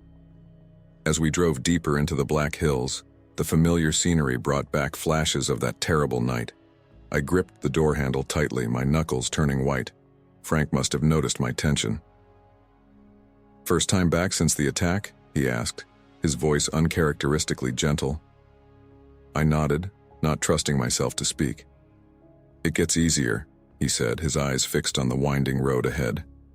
"The fear, it never really goes away, but you learn to use it. Let it sharpen your senses instead of clouding them." We drove in silence for another hour before Frank turned off onto a barely visible trail. The Jeep bounced and jolted as we made our way deeper into the wilderness. Finally, Frank brought the vehicle to a stop in a small clearing. "This is as far as we go on wheels. From here, we're on foot." As we shouldered our packs and began our hike, Frank filled me in on his plan. "There's a series of caves about 10 miles from here. I've found tracks leading to and from them more than once. If there's a nesting site, that's our best bet." The hike was grueling, the terrain rough and unforgiving, but with each step, I felt a growing sense of purpose. We were getting closer to answers. I could feel it. As the sun began to set, Frank called a halt. "We'll make camp here for the night. Tomorrow we reach the caves." We set up our tents in silence, the weight of our mission hanging heavy in the air. As we sat around a small, carefully managed fire eating our rations, Frank finally spoke again. "You know, kid, I've been doing this a long time. Seen things that would make most people run screaming for the hills. But I've never seen anyone as determined as you. What's really driving you?" I stared into the flames, considering my answer. At first, it was about proving I wasn't crazy, that what I experienced was real. But now I think it's about understanding. If these creatures are out there living alongside us, we need to know more about them. We need to find a way to coexist. Frank nodded slowly. "That's a noble goal, kid. But remember, these ain't cuddly forest creatures. They're wild, powerful, and potentially deadly. Don't let your quest for understanding blind you to the danger." As we turned in for the night, Frank's words echoed in my mind. The danger was real, I knew that better than most. But so was my determination to find answers. The next morning dawned misty and cool. We broke camp quickly and quietly, both of us feeling the weight of anticipation. As we hiked, the terrain became increasingly rugged, the forest around us denser and more primeval. By midday, we could see the entrance to the cave system looming ahead, a dark maw in the side of a steep hill. Frank held up a hand, signaling me to stop. "From here on out, absolute silence," he whispered. "We don't know what we're walking into." I nodded, my heart pounding so loud I was sure it would give us away. We approached the cave entrance cautiously, every sense on high alert.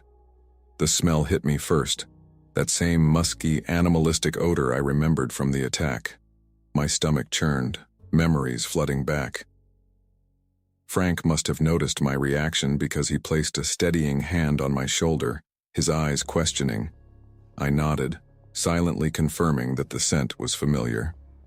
Sarah's fingers hovered over the keyboard, trembling slightly as she stared at the blank document before her. The cursor blinked rhythmically, a silent metronome counting the seconds of her hesitation. Her new therapist, Dr. Eliza Winters, had suggested this exercise as a way to process her experiences, to find closure. But as Sarah sat there, poised to pour out the horrors she'd witnessed in the Black Hills, she found herself paralyzed by doubt. The quiet of her new apartment felt oppressive, a stark contrast to the constant whispers and rustles she'd grown accustomed to in South Dakota. She glanced nervously at the window, half expecting to see a pale face peering in, but there was nothing but the glow of streetlights and the occasional passing car. With a deep breath, Sarah began to type. I don't know if I'm crazy. I don't know if what I saw was real. But I know that something happened in those woods, something that changed me forever. She paused, reading over the words. They seemed hollow, inadequate to describe the terror that still gripped her heart. But Dr. Winters had insisted that any start was better than none, so she pressed on. It started with the whispers. At first I thought it was just the wind in the trees, but then I began to make out words, fragments of sentences that made no sense. They spoke of ancient things, of hunger and darkness, and a thirst that could never be quenched. Sarah's fingers flew across the keyboard now, the words pouring out of her like a dam had broken. She recounted the shadows that moved against the wind, the eyes that gleamed in the darkness, the impossible geometries of the stone formations deep in the forest. As she wrote, she could almost smell the damp earth and rotting leaves, could almost feel the chill air on her skin. Hours passed, and still, Sarah wrote. The sun had long since set when she finally leaned back, exhausted. She'd filled page after page with her account, and yet it still felt incomplete. How could she possibly convey the bone-deep terror, the way her very soul had recoiled from what she'd witnessed? A knock at the door made her jump, her heart racing. For a moment she was back in the forest, hiding from unspeakable things. But then a familiar voice called out, Sarah? It's me, Tom. Can I come in? Sarah took a deep breath, trying to calm her nerves. Tom was her older brother, the only member of her family who hadn't looked at her with pity or disbelief when she'd tried to explain what had happened. Just a second, she called back, saving her document and closing the laptop. She made her way to the door, checking the peephole before undoing the chain and multiple locks she'd installed. Tom's concerned face greeted her as she opened the door. Hey sis, just wanted to check in on you. How are you holding up? Sarah managed a weak smile. I'm managing. Come in. She led him to the small living room, cluttered with half-unpacked boxes. Tom took a seat on the worn couch, his eyes scanning the room. Still getting settled, I see, he said, his tone carefully neutral. Sarah nodded, sinking into an armchair across from him. Yeah, it's been challenging. Tom leaned forward, his expression serious. Sarah, I'm worried about you. Mom and Dad are too, even if they don't know how to show it. Are you sure this move was the right decision? Sarah felt a flicker of irritation. What was I supposed to do, Tom? Stay there where everyone thinks I'm either crazy or attention-seeking? Where I can't even go to the grocery store without people whispering behind my back? I know, Tom said, holding up his hands in a placating gesture. I'm not saying you should have stayed. I hate seeing you like this, Sarah. You're jumping at shadows, you've got more locks on your door than a prison cell, and you look like you haven't slept in weeks. Sarah looked away, unable to meet his gaze. He wasn't wrong. Sleep had become a luxury she could rarely afford, plagued as she was by nightmares of what she'd seen in the Black Hills. I'm trying, Tom, she said softly. I'm seeing a therapist. I'm writing about what happened, like she suggested. I'm doing everything I can to move past this. Tom was quiet for a moment, then asked, Do you still believe it was real? What you saw? Sarah's head snapped up, her eyes meeting his. You think I'm crazy too, don't you? No. No, that's not what I meant, Tom said quickly. I'm just trying to understand. You have to admit, Sarah, it's a lot to take in. Ancient evil spirits in the forest? Impossible creatures that defy the laws of nature? It sounds like something out of a horror movie.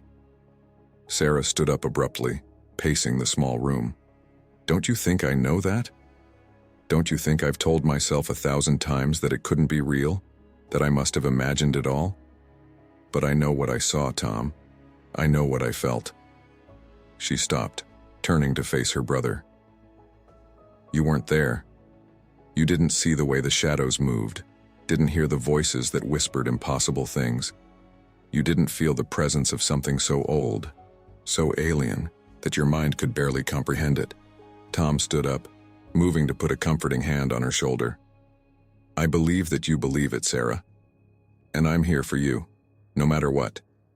I want my little sister back. The one who used to laugh and joke and didn't look over her shoulder every 5 seconds. Sarah felt tears welling up in her eyes. I want that too, Tom. More than anything. But I don't know if that Sarah exists anymore. Tom pulled her into a hug, and for a moment, Sarah allowed herself to feel safe, to believe that everything might be okay.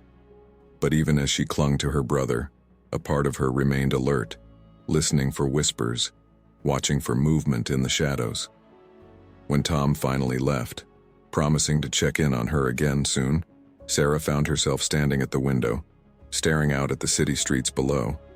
The bustle of urban life should have been comforting, so different from the isolation of the Black Hills.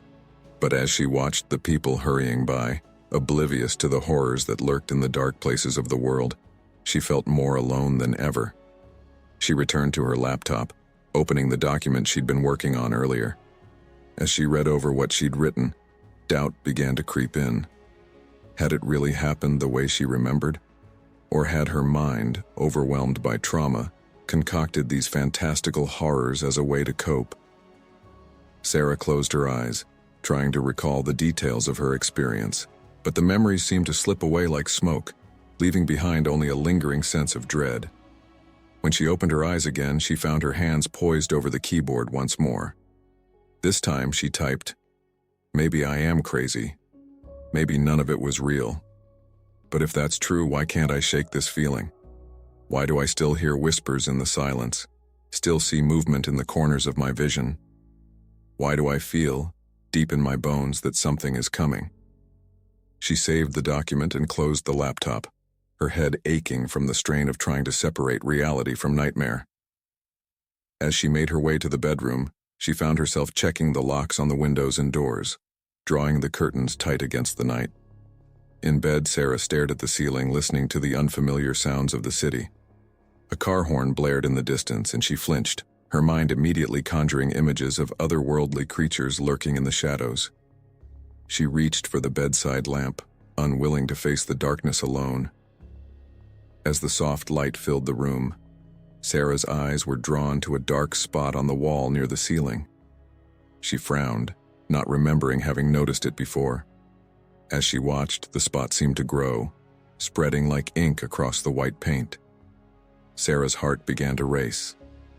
"No," she whispered. "No, it's not real. It can't be real." But the darkness continued to spread, and within its depths she could see shapes moving, twisting in impossible ways. And then, carried on a wind that shouldn't exist in her closed room, she heard it. The whisper. "We found you, Sarah. Did you think you could escape us?" Sarah screamed, scrambling out of bed and backing against the far wall. The darkness had covered half the ceiling now, and tendrils of shadow were reaching down the walls, creeping across the floor towards her. "This isn't happening," she said, her voice shaking. "It's just a nightmare. I'll wake up any second now." But she didn't wake up. The shadows continued their inexorable advance, and the whispers grew louder, a cacophony of inhuman voices that seemed to come from everywhere and nowhere at once. "You've seen us, Sarah. You know us now. And we know you." Sarah's hand fumbled for the doorknob, but to her horror, she found it locked. She yanked at it desperately, but it wouldn't budge. The shadows were at her feet now, cold tendrils wrapping around her ankles. "Help!" she screamed, pounding on the door. "Somebody help me!" But no help came. As the darkness engulfed her, Sarah's last coherent thought was that she should have never left the Black Hills. At least there, she had known what she was facing. Here, in this unfamiliar city, she was truly alone. The darkness swallowed her whole, and Sarah knew no more. Dr. Eliza Winters frowned as she checked her watch again. Sarah was now 20 minutes late for her appointment, which was highly unusual.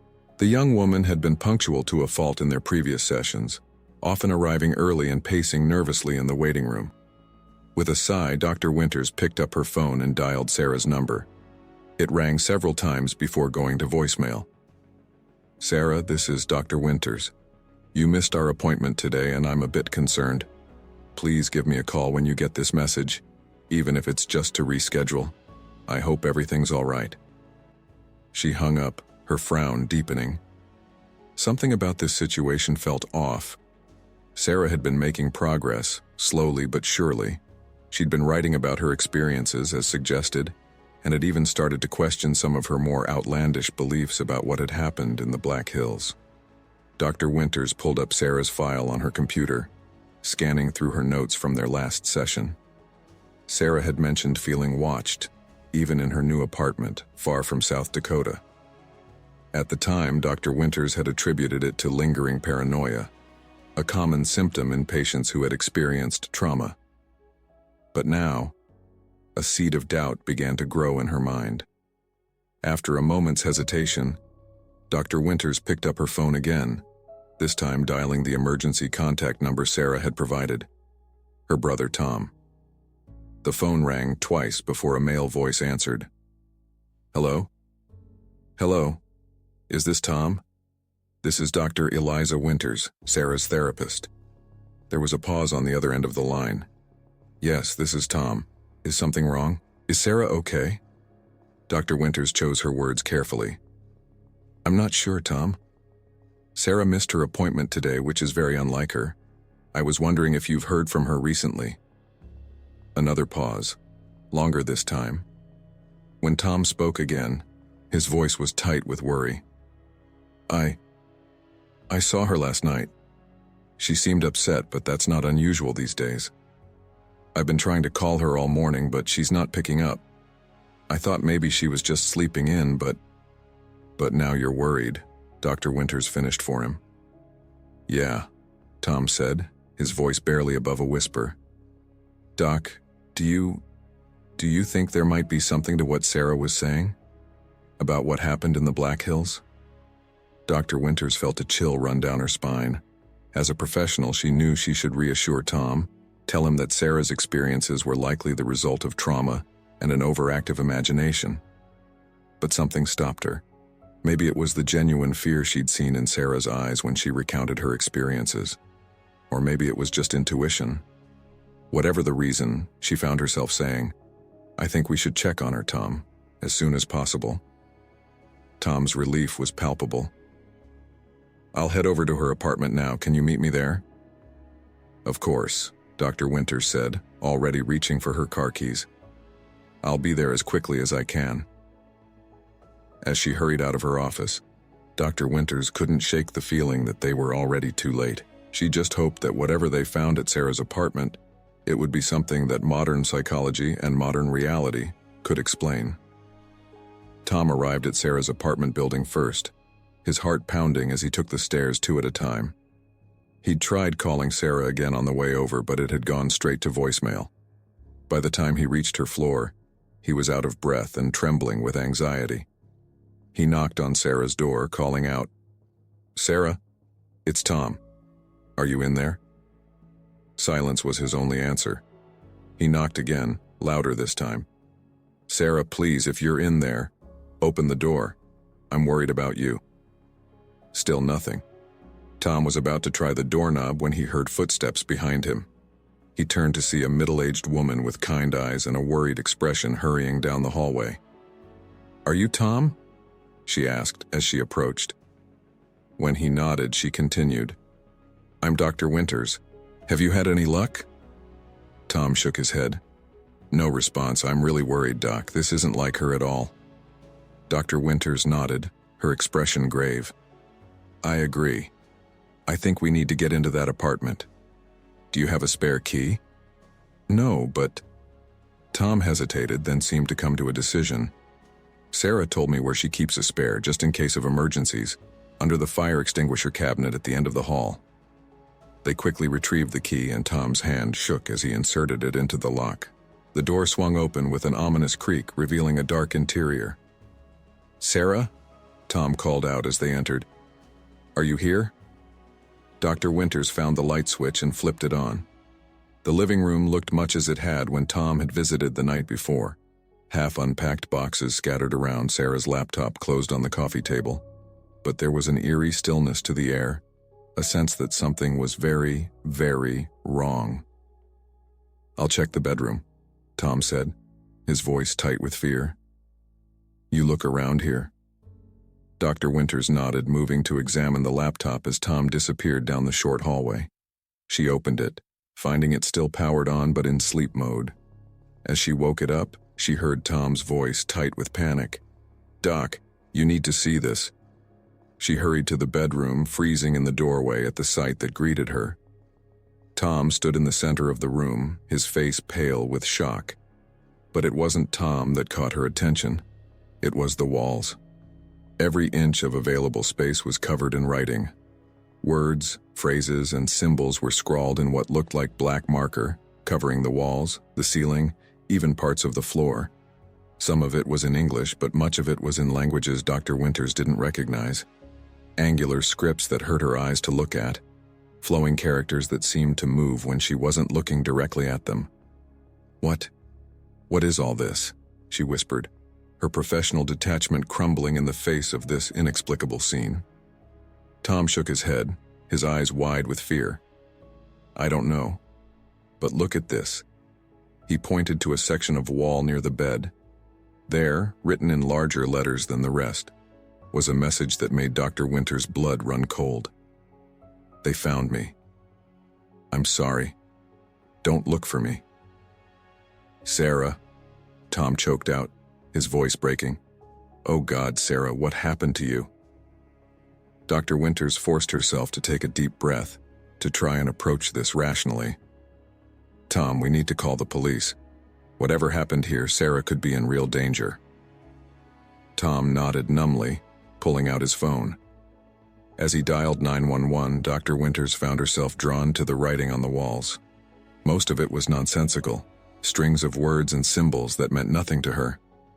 The incessant ticking of the clock on my bedside table seemed to mock me as I lay there, wide awake, staring at the ceiling. It was 3:17 a.m., the witching hour, as some would call it.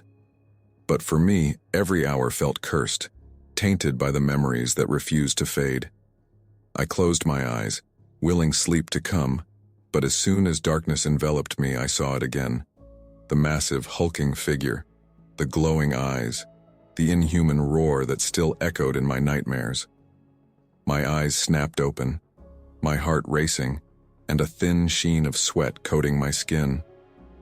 It's not real, I whispered to myself, a mantra I'd repeated countless times over the years. It can't hurt you anymore. But even as the words left my lips, I knew they were a lie. The BigFoot may not be in this room, in this house, but it was out there, waiting. And the fear it had instilled in me was as real as the scars that crisscrossed my body.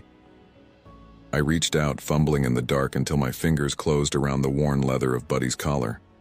The tags jingled softly, a sound that used to bring comfort but now only served as a reminder of what I'd lost, what that creature had taken from me.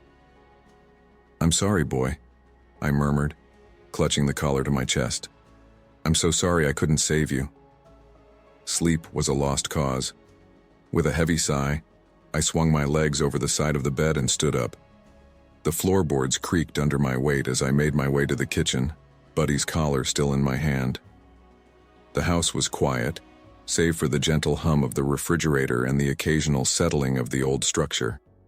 I flicked on the light, wincing at its harsh glare, and moved to the coffee maker.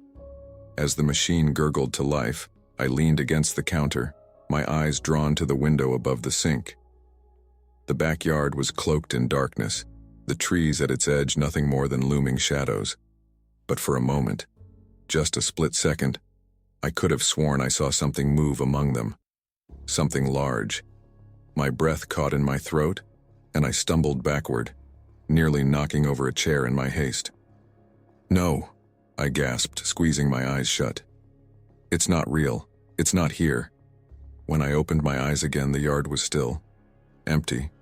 Just trees and shadows, nothing more. I let out a shaky breath, my knuckles white where they gripped the edge of the counter. The coffee maker beeped, startling me out of my paranoid trance. I poured myself a cup with trembling hands, spilling a few drops on the counter. As I lifted the mug to my lips, I caught my reflection in the window. Haunted eyes stared back at me, set in a face that looked far older than its years. The beard I'd grown to hide the scars on my chin did little to mask the fear etched into every line. I turned away from the reflection, unable to bear the sight of what I'd become. My gaze fell on the laptop sitting on the kitchen table, its screen dark and accusing. The manuscript, my story, my truth, lay unfinished, the cursor blinking at the end of chapter 9. With a deep breath, I sat down at the table and opened the laptop. The screen flickered to life, illuminating the last words I'd written. As I finished writing my story, I realized the Bigfoot will always be out there, waiting. My fingers hovered over the keys, hesitant. Did I really want to continue? To relive the horror, the pain, the loss? But even as doubt crept in, I knew I had to. This story needed to be told, if not for me, then for Buddy. For all the others who might fall victim to the creature lurking in the shadows. I began to type, the words flowing faster than they had in years. Years have passed since that fateful night in the forest, but time has done little to dull the edges of my fear. Some days I can almost convince myself that it was all a dream, a terrible nightmare born from an overactive imagination and too many campfire stories. But then I'll catch a glimpse of my scars in the mirror, or I'll wake up in a cold sweat, the echo of an inhuman roar ringing in my ears. And I know the truth. The Bigfoot is real, and it's still out there. I've tried to move on, to build a life that doesn't revolve around the constant gnawing fear. I got a job at a local publishing house, editing other people's stories while my own festered inside me. I even tried dating for a while, but every relationship ended the same way, with concerned looks and gentle suggestions that I seek professional help. "You need to talk to someone," my last girlfriend Sarah had said as she packed her bags. "This obsession isn't healthy, Jake." I wanted to tell her that it wasn't an obsession, that I wasn't crazy. I wanted to show her the scars, to make her understand. But I'd learned long ago that the truth was sometimes harder to believe than the lie. So I watched her go, adding her to the long list of people I'd pushed away. It was easier this way, I told myself. Safer, for them and for me. Because the truth was, I didn't know if I was the only one the Bigfoot had marked. I didn't know if it remembered me, if it was looking for me, and I couldn't bear the thought of anyone else getting hurt because of me. So I retreated into myself, into the safety of my little house on the edge of town, close enough to civilization to feel some semblance of security, but far enough away that I could pretend I was alone in my fear. Except I wasn't alone. Not really. It started small at first. A strange noise in the night that was just a little too loud to be a raccoon. Footprints in the mud by my trash cans that were just a little too big to be human. A lingering scent in the air, musky and wild, that reminded me of that night in the forest. I told myself I was imagining things, that my fear was making me see patterns where none existed. But deep down, I knew better. The Bigfoot had found me. One night, about a month ago, I woke to the sound of something heavy moving around on my back porch. My heart pounding, I crept to the window and peered out into the darkness. There, illuminated by the motion-activated security light, stood a figure that haunted my nightmares. It was massive, easily 8 feet tall, covered in thick, matted fur. Its back was to me, but I could see the powerful muscles rippling beneath its hide as it moved. I stumbled backward, knocking over a lamp in my haste to get away from the window. The crash seemed deafening in the quiet house, and I froze, terrified that the noise had alerted the creature to my presence. For a long, agonizing moment, nothing happened. Then slowly the Bigfoot turned, and even though I was hidden in the darkness of my room, I swear its eyes found mine. Glowing, intelligent eyes that seemed to pierce right through me. A low growl rumbled through the air so deep I felt it in my bones. Then, with a speed that belied its size, the creature vanished into the night. I didn't sleep for days after that, convinced that every shadow held danger, that every noise was the Bigfoot returning to finish what it had started all those years ago. I installed more security lights, bought stronger locks for my doors and windows. But deep down, I knew it was futile. If the Bigfoot wanted to get to me, no amount of human technology would stop it. That's when I decided to write this book, to tell my story, to warn others of the danger lurking in the forests. Because even if no one believes me, even if they dismiss me as a crackpot or a lunatic, at least I'll have done something. At least I'll have tried. But as I sit here typing these words, I can't shake the feeling that I'm running out of time, that by putting my story out there, I'm somehow sealing my fate. The Bigfoot has been patient all these years, watching, waiting. But how much longer will it be content to stay in the shadows? I glance out the window, half expecting to see those glowing eyes staring back at me. But there's nothing there, just the darkness and the trees, swaying gently in the night breeze. Yet, with a shaky sigh, I turn back to my laptop and continue writing. The words flow faster now, as if some part of me knows this might be my last chance to tell my story. To make someone, anyone, believe. I paused, my fingers hovering over the keys. The story was pouring out of me now, a torrent of fear and memory that I'd held back for far too long. But as I read over what I'd written, a chill ran down my spine. It was too real. Too raw. Would anyone actually believe me? Or would this just be another nail in the coffin of my sanity? A sudden noise from outside made me jump, my heart leaping into my throat. I turned toward the window, half expecting to see the Bigfoot's massive form looming there. But it was just a branch scraping against the glass, moved by the wind. I let out a shaky breath, trying to calm my racing heart. "Get a grip, Jake," I muttered to myself. "You're letting your imagination run wild again." But even as I said it, I couldn't shake the feeling of being watched, of being hunted. With trembling hands, I reached for my coffee mug, only to find it empty. I stood up, my joints creaking in protest after sitting for so long, and made my way back to the coffee maker. As I waited for a fresh pot to brew, I found myself drawn once again to the window. The sky was beginning to lighten, the first hints of dawn painting the horizon in shades of pink and gold.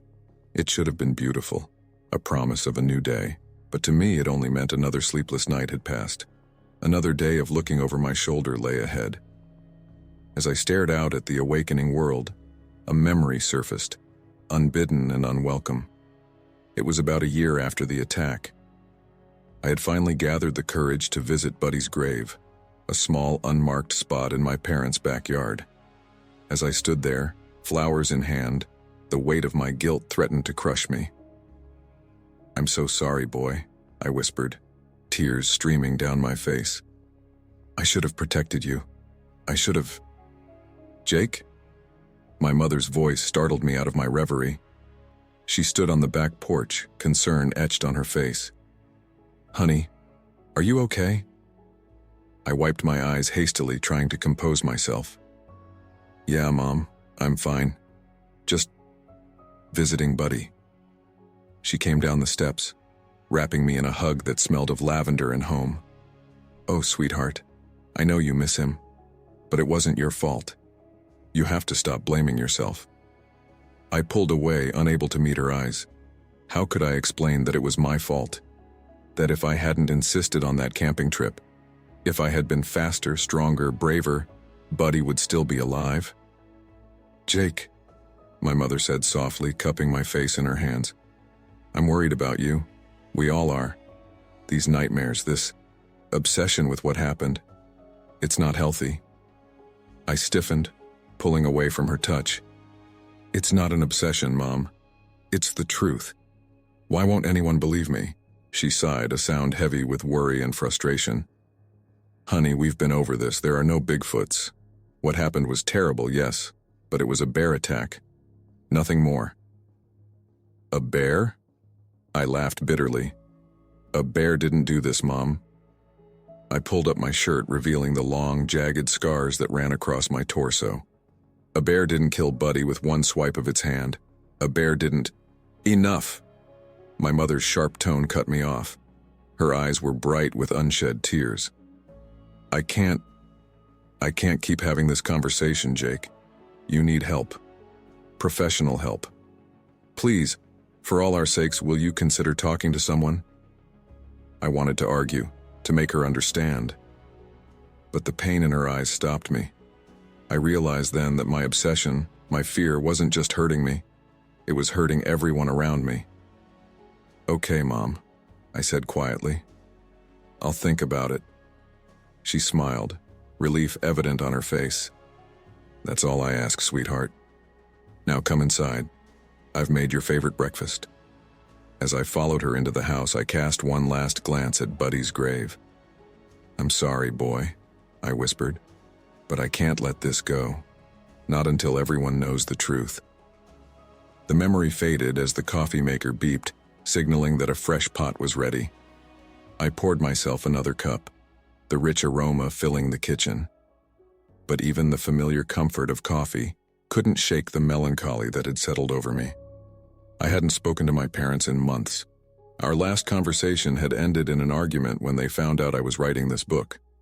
They couldn't understand why I insisted on dredging up the past, on clinging to a story they believed was nothing more than trauma-induced delusion. You're throwing your life away, Jake, my father had said, his voice a mixture of anger and despair. For what? A fantasy?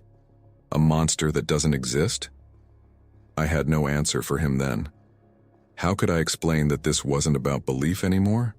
It was about survival, about warning others of the danger that lurked in the shadows of the forest.